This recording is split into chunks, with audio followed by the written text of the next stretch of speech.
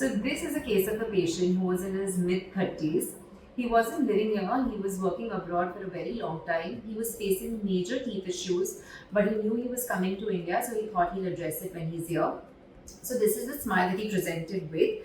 Like you can see at the get-go, that this does not look like a smile that would probably belong to a 30-something-year-old patient. To begin with, there is a lot of wear and tear of his teeth. His teeth have chipped from the bottom. There is a lot of malalignment. You can see this canine completely jutting out. What you cannot see in a smile, but what I will show you next, is a lot of gum issues that are happening. So this is how his teeth are looking up close. Like we discussed, there is definitely a lot of wear and tear. These are the teeth that have chipped off.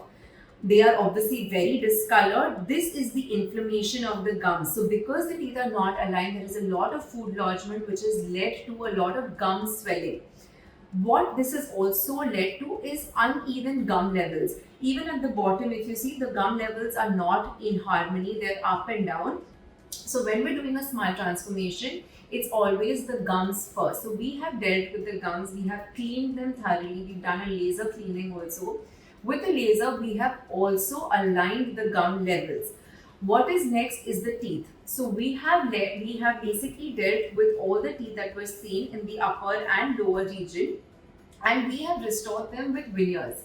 These have not only corrected the alignment of the teeth, this is how it's looking. So we have corrected the alignment of the teeth. We have definitely dealt with the shade, which obviously as per him was very yellow, and usually speaking also it was quite off. We have dealt with the shade.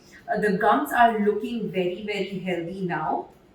And we've given him veneers which are very natural looking. So you can notice all the translucency that we have given him, so that it looks very natural. So this is the translucency that we have given him.